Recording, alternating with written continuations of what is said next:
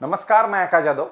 Reserve bank of India assistant की examination 26 और 27 तारीख को होने के बाद में काफ़ी स्टूडेंट अभी डिस्कस कर रहे हैं, अलग अलग चैनल के कमेंट्स पे डिस्कस कर रहे हैं कि क्या कट ऑफ रहेगा। अलग अलग चैनल पे या लास्ट ईयर का अलग अलग सर्कल के हिसाब से कट ऑफ लास्ट ईयर अलग था।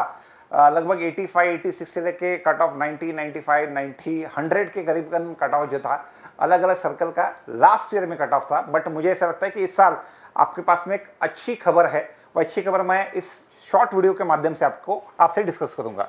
सबसे पहले मुझे ऐसा लगता है कि आपने कट ऑफ प्री के बारे में आपने डिस्कस करना बंद कर देना चाहिए।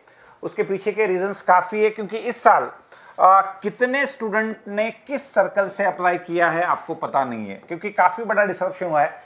जनरली ऐसा होता था कि मुंबई सर्कल में सबसे ज़्यादा वैकेंसीज होती थी और काफ़ी बच्चे मुंबई से अप्लाई करते थे। इस साल मुंबई की वैकेंसीज कम हो गई, बाकी अलग अलग सर्कल्स की वैकेंसी जो है तो बढ़ गई। तो काफ़ी स्टूडेंट ने अपने अपने सर्कल से अप्लाई किया है। सेकंड, अलग अलग सर्कल में एससी और ओबीसी के लिए वैकेंसीज या तो कम थी या जीरो थी, उसी प्रोपोर्शन में नहीं थी जिस प्रोपोर्शन में होनी चाहिए।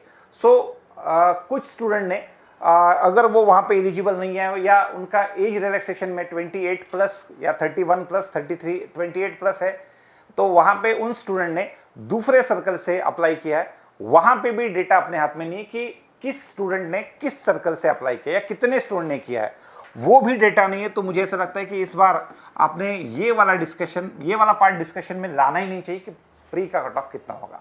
बट एक अच्छी न्यूज़ यहाँ पे एक ऐसी है कि मैंने पहले एसबीआई पीओ का एक वीडियो बनाया था। एसबीआई पीओ के वीडियो में मैंने बताया था आपको कि वैकेंसीज 2000 से लेके 3 से 3500 वैकेंसीज हो सकती है। मेरे पास में कुछ एक आरटीआई आया था, उस आरटीआई में लिखा था कि एसबीआई पीओ के मेंस के लिए लगभग 30 से 35,000 स्टूडेंट अप्लाई करने वाले हैं, 30 to 35।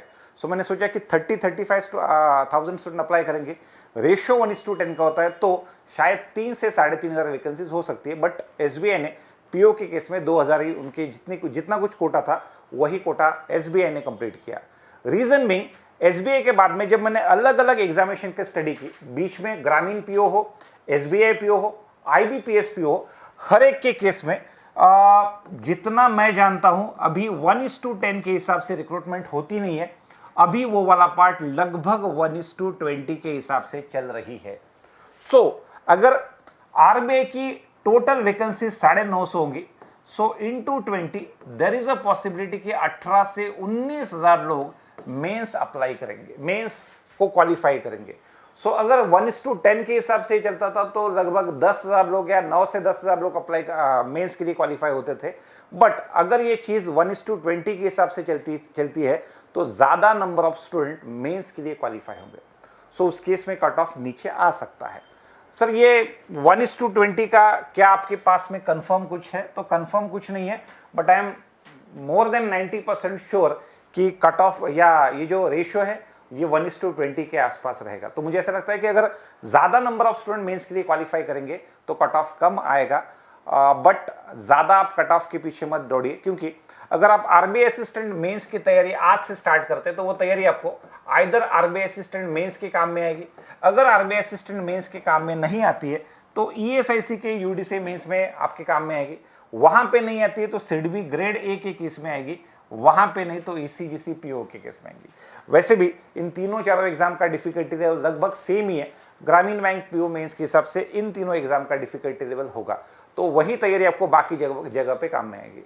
क्या ये मेंस की तैयारी जब मैं करता हूं तो मेरी प्री की तैयारी पीछे रह जाएगी, ऐसा कुछ स्टूडेंट कह सकते हैं। बट अप्रैल में हो या लगभग मई के फर्स्ट वीक तक ऐसे कोई भी प्री एग्जामिनेशन शेड्यूल नहीं है, तो आपको अलग से प्री की तैयारी करके भी उतना फायदा नहीं होगा। जो कुछ एग्जामिनेशन अभी शेड्यूल्ड है आगे के 51 दिनों में, वो सभी एग्जामिनेशन मेंस एग्जाम है या ऐसी एग्जाम है जिसकी सिंगल एग्जाम होगी, जैसे कि सिडबी और ईसीजीसी। तो शायद चांसेस है कि 1:20 के रेशो में ये सब चीज़ें होगी। तो आप कम से कम डिस्कशन कट ऑफ के ऊपर और ज़्यादा से ज़्यादा फोकस आपको मेंस के एग्जाम की प्रिपरेशन के लिए करना है। बाकी रिजल्ट के लिए आप सबको ऑल द बेस्ट। रिजल्ट का डेट का भी वेट मत कीजिए, आप तैयारी में लग जाइए। धन्यवाद।